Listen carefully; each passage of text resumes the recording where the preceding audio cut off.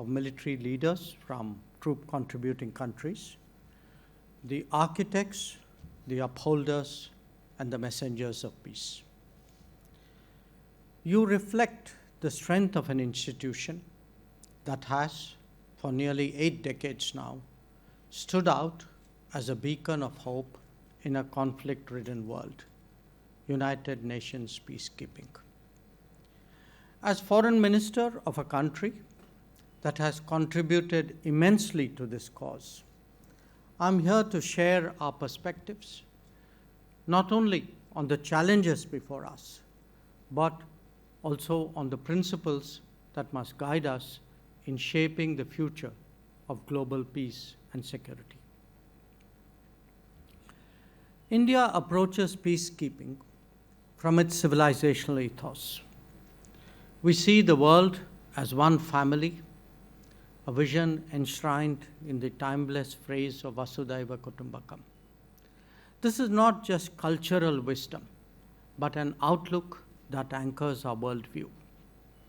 It is why India has consistently advocated for justice, dignity, opportunity, and prosperity for all societies and peoples.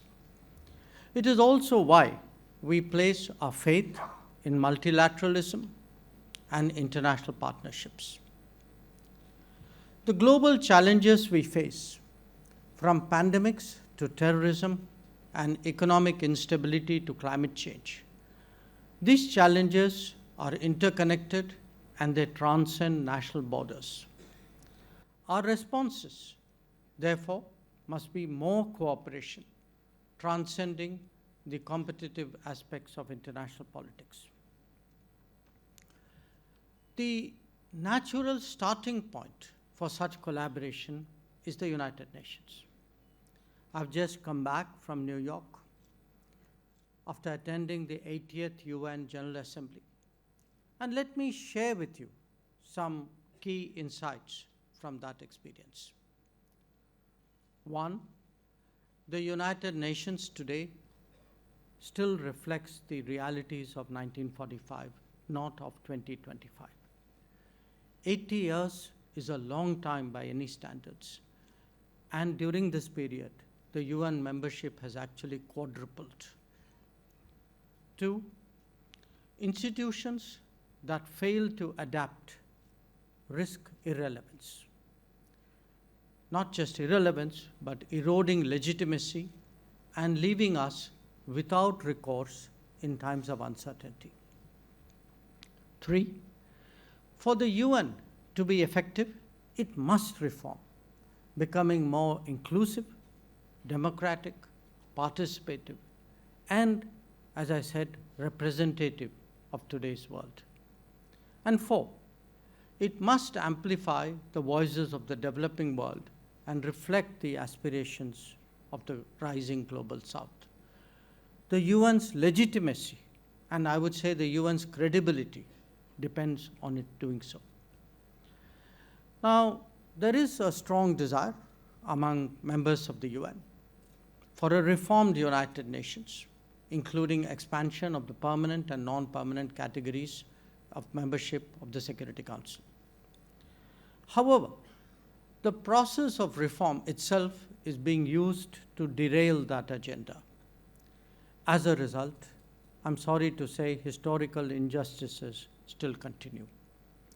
India affirms its commitment to assume greater responsibilities in a reformed United Nations and in a reformed multilateralism.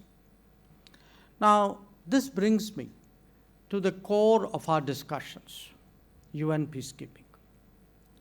Since its inception, it has been a testament to what we can achieve when nations unite for a larger cause. Our peacekeepers have been really a powerful force for good.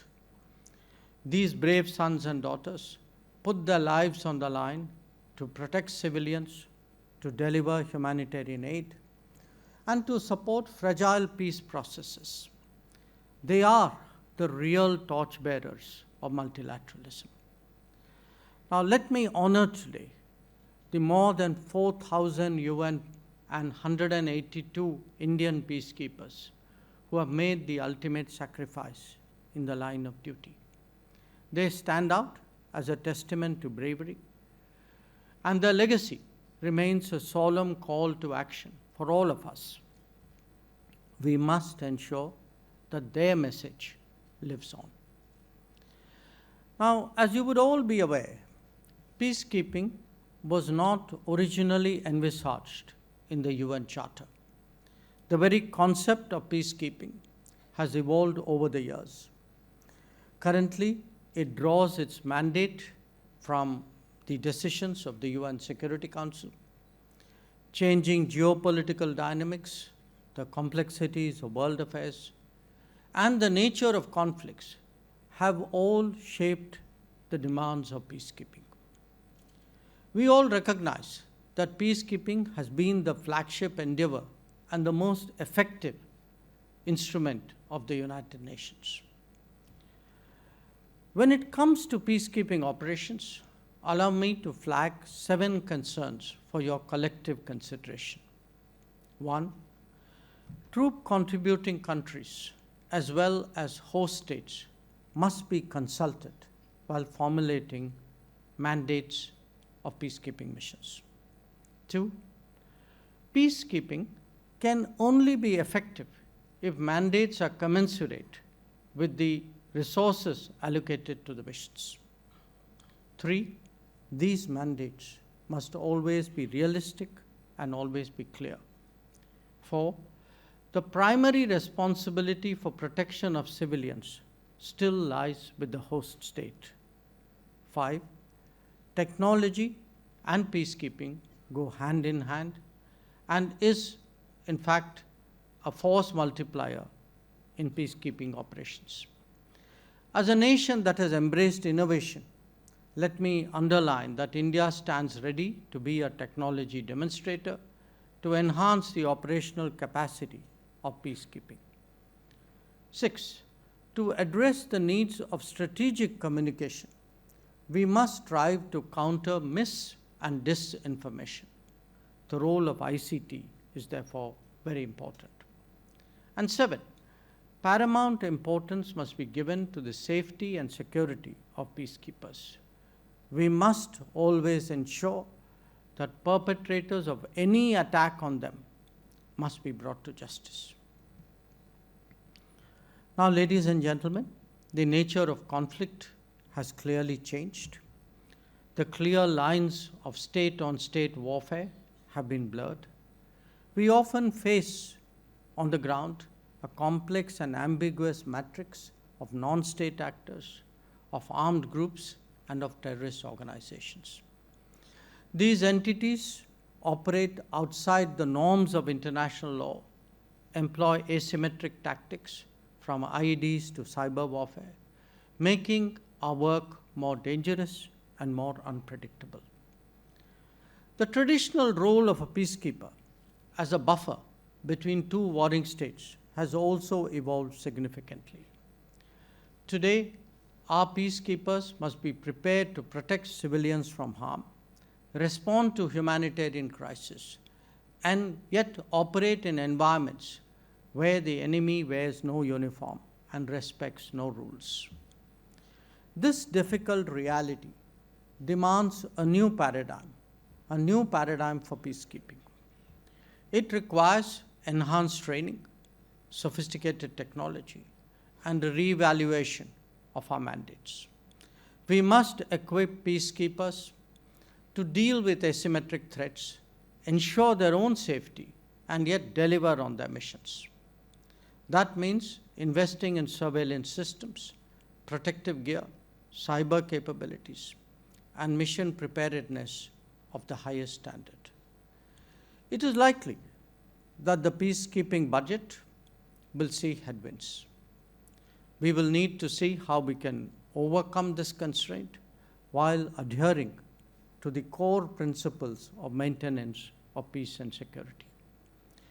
This should also be an opportunity to undertake measures of making UN peacekeeping more financially and administratively rigorous, like winding down obsolete missions that have outlived their purpose.